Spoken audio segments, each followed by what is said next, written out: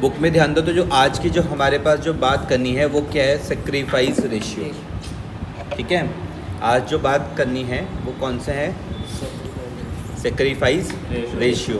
तो देखो क्या लिखा हुआ है, पढ़ के मैं यहाँ पर देखता हूँ। तो लिखा हुआ, the ratio in which the old partners agree to sacrifice their share of profit in favour of the incoming partner is called a sacrificing partner. कल भी मैंने इस बात की चर्चा करी थी कि जब कोई नया पार्टनर हमारी फर्म पर आता है तो ओल्ड पार्टनर अपने हिस्से को क्या करेंगे, सेक्रीफाइस करेंगे। और जिस हिस्से और जिस रेशियो में वो सेक्रीफाइस कर रहे हैं उसको हम क्या बोल रहे हैं, सेक्रीफाइस रेशियो बोल रहे हैं। यहाँ तक कोई दिक्कत तो नहीं है, सेक्रीफाइसिंग रेशियो बोल रहे हैं। The sacrifice by a partner is equal to, ध्यान से समझो किस तरीके से आप निकालोगे। कोई कहे आपको कि बताओ भैया सेक्रीफाइस रेशियो का फॉर्मूला क्या है, किसका, सेक्रीफाइस रेशियो का फॉर्मूला क्या है। तो आप बोलोगे जो भी उनका पुराना शेयर था, ध्यान से समझना, जो भी उनका ओल्ड शेयर था और जो भी उनका न्यू शेयर है उसको माइनस कर।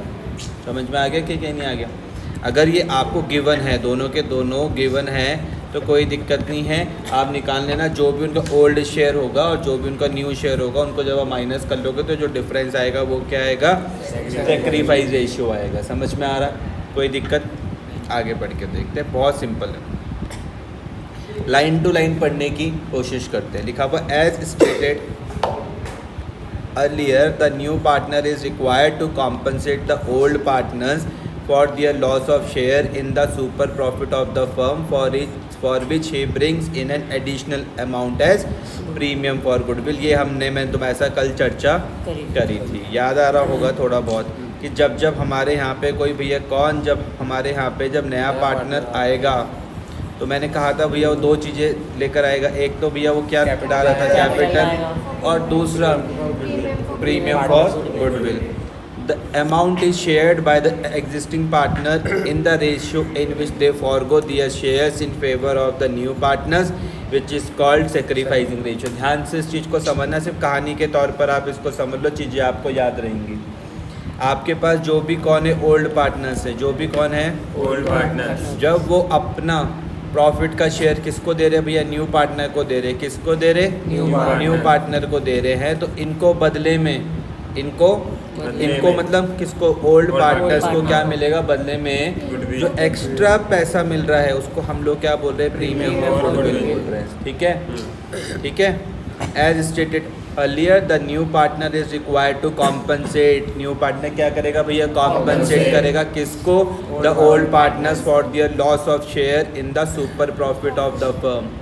ध्यान से समझना, जब नया पार्टनर हमारी फर्म पर आ रहा है तो अब प्रॉफिट किस किस के बीच में बटेगा, ओल्ड पार्टनर्स के बीच में बटेगा प्लस न्यू पार्टनर के बीच में बटेगा।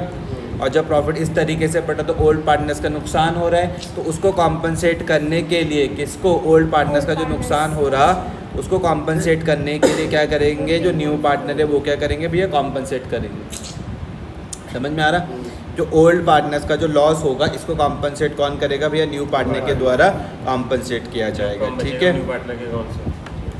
This amount is shared by the existing partners, मतलब जो भी आपके पास जो वो ओल्ड पार्टनर्स है वो किस रेशियो में बांटेंगे, सेक्रीफाइसिंग रेशियो में बांटेंगे। ठीक है, the ratio is normally clearly given as agreed among the partners which could be old ratio, equal sacrifice or a specified ratio. The difficulty arises where the ratio is in which the new partners acquires his share from the old partners is not specified.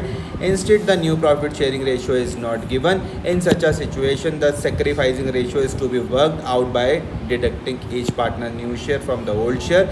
आगे हम 6 से 8 का illustration करते हैं, उसमें मैं आपको detail से समझाता हूँ।